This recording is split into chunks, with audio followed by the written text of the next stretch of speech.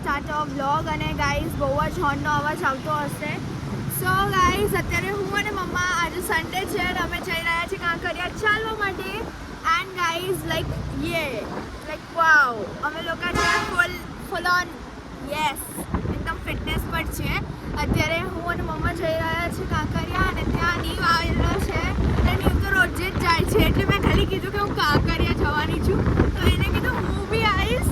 તો એને મને લિટરલી કેટલા કોલ કર્યા ને ગાઈસ, કેટલા હોર્ન વગાડતા હતા ભાઈ, આ કેટલા હોર્ન લાઈક બ્રો અત્યારે 100 મિનિટનો હોર્ન ના વગાડવાના હોય, કેટલા હોર્ન વગાડે છે યા હવે મેં દેખાડી દીધા એ ભાઈ હોય રહ્યા. સો યા ગાઈસ અત્યારે અમે બસ જઈએ છે, જલ્દી જશું દેન વોક કરશું ગાઈસ, કારણ કે વોકિંગ ઇઝ લાઈક ઇમ્પોર્ટન્ટ અને પછી ઘરે આવીને હું થોડું વર્કઆઉટ કરીશ એન્ડ દેન પછી શું કરશું મને બી નથી ખ્યાલ.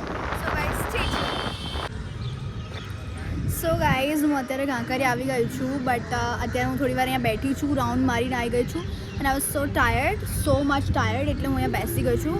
અને હા મેં 2 રાઉન્ડ માર્યા છે અને હજી એક રાઉન્ડ મારીશ કારણ કે મારો કાલે લેગ ડે હતો એટલે મને થોડા પગ દુખાય છે બટ હજી એક રાઉન્ડ મારીશ અને હવે પછી હું ઘરે જઈશ. સો ગાઈઝ હવે હું ઘરે જઈને જ મળીશ કારણ કે હવે જે એક રાઉન્ડ મારીશ ને પછી હું તમને દેખાડીશ નહીં. સો સ્ટે ટ્યુન. સો ગાઈઝ હું આવી ગઈ છું અને મેં નહીં લીધું છે એન્ડ ગાઈઝ મેં સાથે નાળિયેર કોકોનટ પીધું હતું. ગાઈઝ આ ફંબલ થઈ ગયું મારાથી કારણ કે હમણાં હું બોલી હતી પ્રાચીને, હું કહેતી હતી કે મેં આ કર્યું એટલે લાઈક થઈ ગયું. અને ગાઈઝ પ્રાચી તું અહીંયા ફોટો લાવી દઈશ નાળિયેરનો, અહીંયા મેં પાડેલો છે, ખાલી ફોટો પાડેલો છે કારણ કે બહુ મને જલ્દી ઘરે જવું હતું દેટ્સ વાય. લાવી દઈશ ને ફોટો તું ગાઈઝ આવી રહ્યો.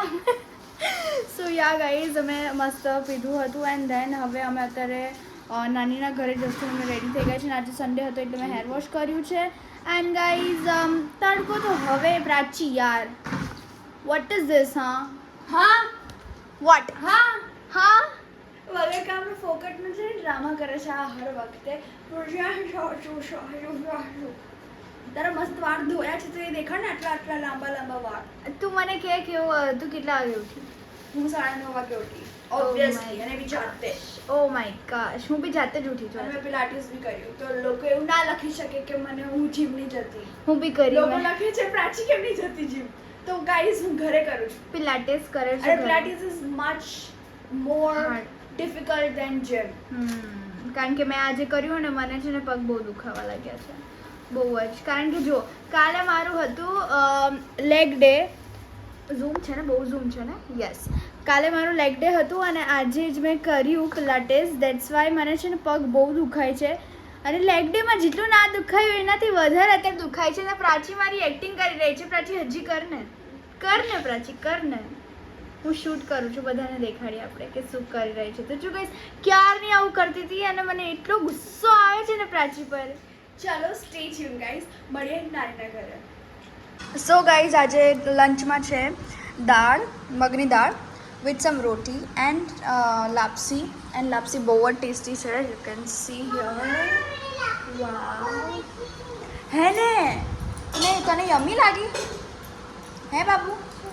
તને લાપસી યમી લાગે છે? You like it? Okay and guys તો હવે અમે લોકો જસ્ટ અમે લંચ કરશું અને પછી અમે લોકો બધા એસીમાં બેસી જઈશું. બસ બહુ જ ગરમી છે અને અમે બપોરે કંઈ નહીં કરતા, બસ ખાલી એસીમાં બેસીએ બિકોઝ બહુ જ ગરમી છે. સો stay tune. So guys literally હું અત્યારે પાણીપુરી લેવા આવી છું એન્ડ અત્યારે એટલો ક્રાઉડ છે, મારે પેક કરાવવાની છે ને હજી લાઈક આટલો બધો ક્રાઉડ છે એટલે હું પેક નહીં કરી શકું. Like look at it, like ત્યાં ભાઈ પેક કરી રહ્યા છે અત્યારે, ભેલ બનાવી રહ્યા છે સ્પેશિયલી કારણ કે મેં ભેલ પેક કરાવી છે દેટ્સ વાય. સો અગર જલ્દીથી પેક કરે તો હું ઘરે જઉં કારણ કે મને અહીંયા ગરમી લાગી રહી છે. So guys stay tune.